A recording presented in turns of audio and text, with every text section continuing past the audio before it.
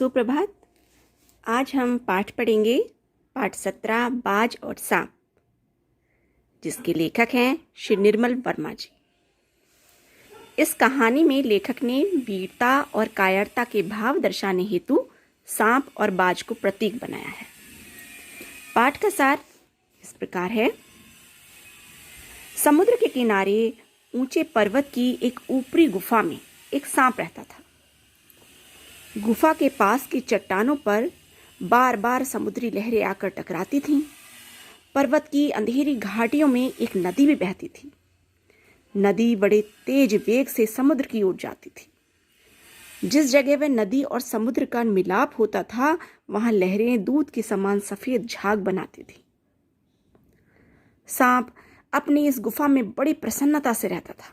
वह सोचता था कि लहरों का गर्जन, आकाश में छिपती हुई पहाड़ियां, टेढ़ी मेढ़ी बल खाती हुई नदी की गुस्से भरी आवाजें आदि होते हुए भी वह इस गुफा में सुरक्षित है। उसे कोई दुख नहीं हो सकता। वह अपनी गुफा का स्वामी है, ना किसी से कुछ लेना ना किसी को कुछ देना। दुनिया की भाग दौड़, छीना झपटी से दूर रहकर वह बड़ा सुखी है। एक दिन अचानक सांप की गुफा में खून से लथपथ एक बाज आ गिरा। वह पंखों को फड़फड़ाता हुआ धरती पर लौटने लगा। सांप पहले तो उसे देखकर डर गया, लेकिन जल्दी ही सांप ने भांप लिया कि वह घायल है, उसका कुछ नहीं बिगाड़ सकता, इसलिए इससे डरना व्यर्थ है। सांप ने बाज के पास जाकर पूछा कि इतनी जल्दी मरने की तैयारी क्यों कर ली। बाज ने लंबी सांस भरकर कहा कि लगता है अंतिम समय पास है, लेकिन मुझे अपने जीवन से कोई शिकायत नहीं है। मैंने अपने जीवन का खूब आनंद उठाया है। आकाश की असीम ऊंचाइयों को मैंने अपने पंखों से नापा है। बाज सांप की चुनौती देता है कि तुम्हारा वह दुर्भाग्य है कि तुम जीवन भर आकाश में उड़ने का सुख न भोग सके।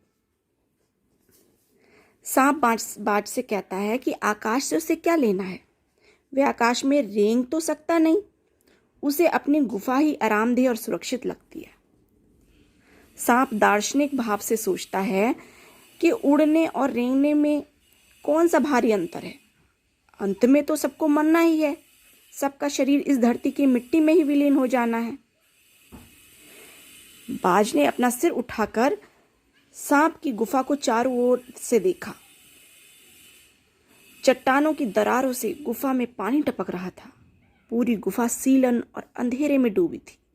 भयानक दुर्गंध चारों ओर फैली थी। उसे सांप को देखकर ऐसा लगा कि जैसे वर्षों से पड़ी कोई चीज सड़ रही हो। बाज उड़ने में पूर्ण असमर्थ था, लेकिन फिर भी उसके मन में यह चाह थी कि मरने से पूर्व एक बार आकाश की ऊंचाइयों को छू आए। वह स्वतंत्रता से रहना ही पसंद करता था। बाज की ऐसी इच्छा को देखकर सांप भी एक बार विचलित हो उठा। वह भी उड़े और देखे कि उड़ने का क्या आनंद है। सांप ने बाज की उड़ने की इच्छा को पूरा करने के लिए उत्साहित किया कि वह चट्टान के किनारे तक जाए। शायद उसके पैरों की शक्ति उसे आकाश में उड़ा सके। उसे प्रयत्न अवश्य करना चाहिए।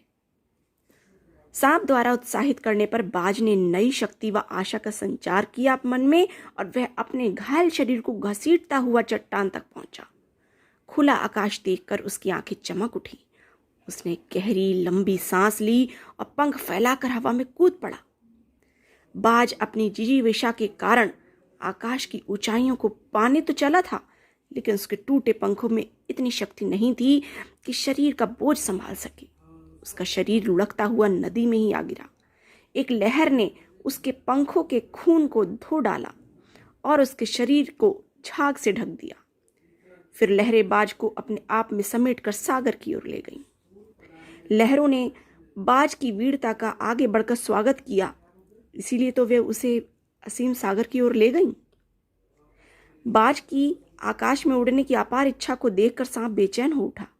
उसके मन में भी यह विचार आया कि आकाश की असीम शून्यता में ऐसा क्या आकर्षण है कि बाज ने प्राण तक गंवा दिए।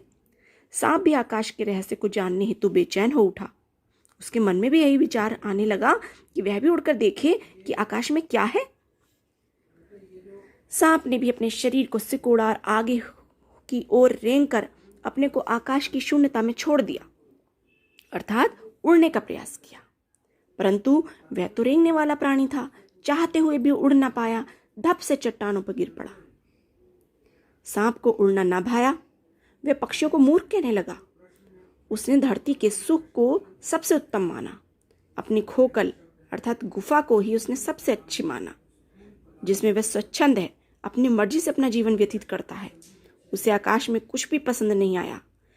न शरीर संभालने हेतु कोई स्थान है आकाश में, न वह छत है, न दीवारें हैं, न रेंगने हेतु जमीन।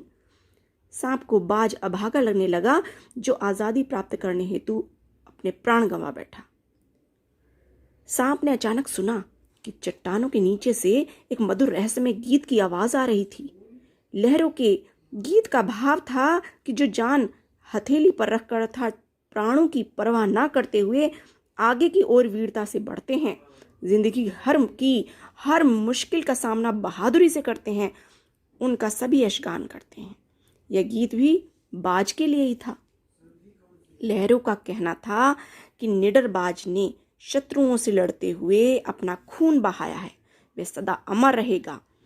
जब भी साहस और वीरता के गीत गाए जाएंगे तो बाज का नाम बड़ी गर्व व श्रद्धा से लिया जाएगा। बाज ने मरकर लोगों को यही संदेश देना चाहा कि मनुष्य को साहसी और बहादुर बनकर जीवन में स्वतंत्रता और प्रकाश हेतु संघर्ष करना चाहिए।